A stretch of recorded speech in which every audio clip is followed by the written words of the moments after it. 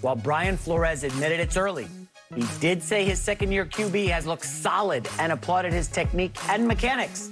Tua won't have Ryan Fitzpatrick splitting reps with him anymore this year, so there's a lot more pressure to see if he is indeed Miami's franchise quarterback. LeVar, do you expect Tua to take the next step at quarterback this season?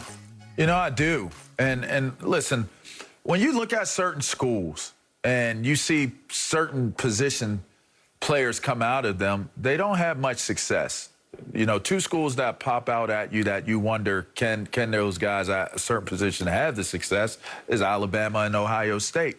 They have some really, really awesome quarterbacks in school when they come out, but they don't seem to pan out once they get to the pros. Tua is a more feasible positive conclusion of a prospect and of a player. I think that the coaching staff, the familiarity of that, having a full offseason to prepare, getting further away from the injury that has taken place, and having more familiarity with a playbook and more confidence in what he can bring to the table. You know, last year was a year of adversity for him. He had to fight through being benched. He had to fight through, you know, them teetering the line of, are they a good team or are they a bad team? He's a winner. He's a winner. He comes from good stock. He's got good guys. They're showing highlights here. I love Gesicki at the tight end's position. When you have a really, really good receiving tight end, someone who can do it in a multi-dimensional facet, I think that Gesicki is one of those type of guys that can transition into being in the same conversations as the top guys like Kittle and other guys out there.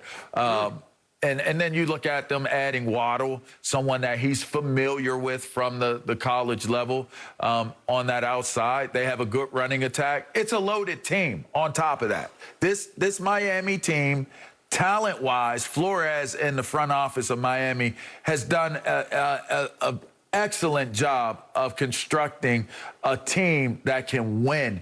I think this is the year that not only Tua takes a big step forward, I look for the Miami Dolphins to take a very definitive step forward and being a much more competitive team this year as well.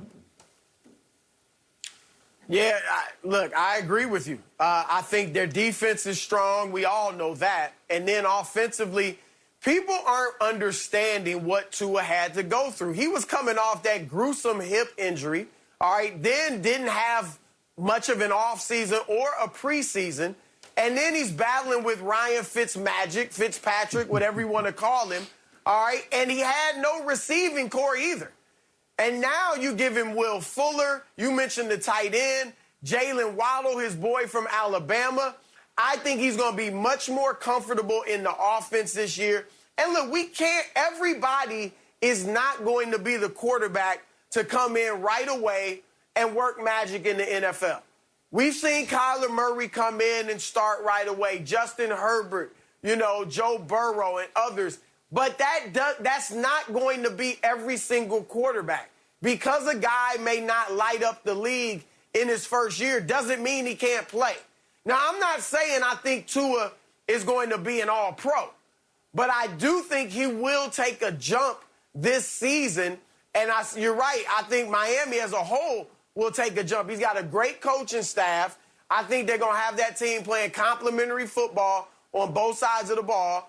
And with the new receiving core and then all of the offseason training that he's had versus what the preparation he had last year, the lack thereof, I think he is going to take a step forward and have a very good season. But, you know, I listen closely, guys. I listen closely. I hear a lot of excuse-making for Tua. And, you know, the fact of the matter is he was the worst first-round quarterback last year. Justin Herbert had to deal with the same truncated offseason. Oh, and guess what? He wasn't even starting. They started Tyrod Taylor. Justin Herbert tossed into the fire and put up historically great rookie numbers. Joe Burrow going to an awful franchise with a pretty terrible head coach and put up great numbers and looked like a stud. And then you have Tua, who basically vomited all over himself several times, had to get pulled for the Harvard kid Fitzpatrick. And guys, I know you're bullish on this offseason, but LeVar, they dumped their offensive coordinator, Chan Gailey, who's like 67 years old. And they bring in a couple new guys, and you start digging around, and you're like, wait a sec. These guys historically have done a lot of two tight end heavy sets.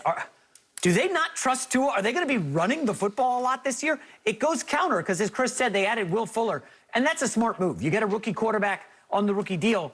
You go and add a good receiver. Everybody does that. Kyler Murray got it. Josh Allen got it in Buffalo. And I like the Will Fuller thing, once he comes back from the suspension. The Jalen Waddle acquisition is nice. But I start to wonder, LeVar, you look at the history of Alabama quarterbacks. They're playing with superstar receivers. And then Tua gets to the league, and he's throwing Devontae Parker and Preston Williams. And, okay, guys, I know you got to gas up the Penn State tight end. That's fine. He was on my fantasy team. He's very good. He's good. I just have a lot more questions than answers with Miami. And I will put a button on it this way. Brian Flores now on his third offensive coordinator in 3 years. They kind of lucked into a 10-6 year last year. They choke in the season finale against Buffalo's backups and miss the playoffs. I do think we'll see a little regression. They had some special teams luck. They had a lot of turnover luck. I believe they led the NFL in turnover margin. Everything just kind of felt lucky last year for them. I am going to go counter. I think the Dolphins missed the playoffs. Smells like 7-10 to me. And I'll close with this, LeVar. Okay. There's a reason Miami was doing more than kicking the tires on Deshaun Watson this offseason. There's a reason why when Deshaun Watson came down to Miami for whatever boxing match there was, the Dolphins brass was in the building. A lot of chatter about Deshaun Watson and Miami. I'm curious what happens if Tua stinks up the joint again this year. What's interesting is how you measure success. Sure, Herbert got Rookie of the Year. Wonderful.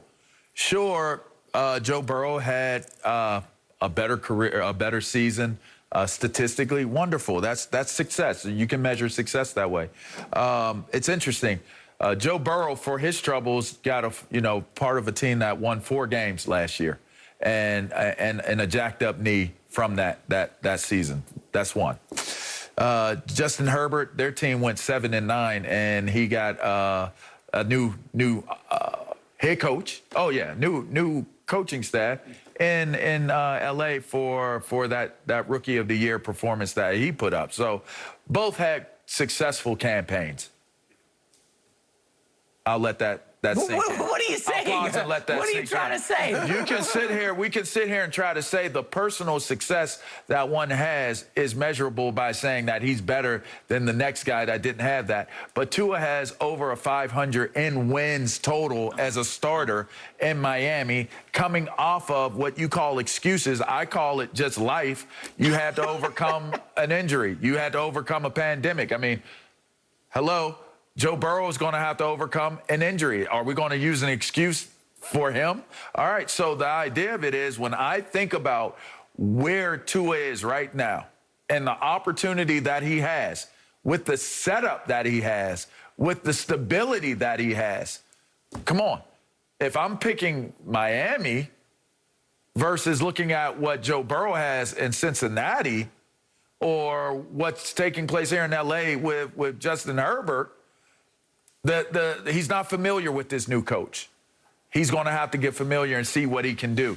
Was this first year a lightning flash, lightning in a bottle year for Herbert? Does he cool off? Is he better? I don't know. He has players. This is a well-constructed team that the Chargers have as well. But can he do it again? Can Joe Burrow come off of this knee injury and be what he was before the knee injury and make this Bengals team a more relevant team? So to me, when I say and I state very clearly that Tua's success is based upon the success that I believe that the Miami Dolphins team is going to have as a whole, I truly mean that. Just because you're not a Pro Bowl player or an All-Pro doesn't mean you can't have a tremendous campaign as a starter. We've seen Tom Brady and various other quarterbacks have successful years, and even I believe they won a Super Bowl one year or more, or appearances where Tom Brady wasn't an All-Pro or a Pro Bowler. So with that being said, the idea of measuring a guy's success based off of if personally he's an All-Pro or a Pro Bowl guy, I don't necessarily subscribe to that. I think Tua will make this Miami Dolphins team a better team this year. I do think he takes a very big step, a larger step, in being considered a legit quarterback that starts and gives his team chances to win in every game. I think he takes a definitive step this year. J-Mac, you have to understand the difference between an excuse and an explanation. All right? A hip injury is an explanation. Yes. It just is. All right? It's not an excuse. It's an explanation that a guy has to deal with.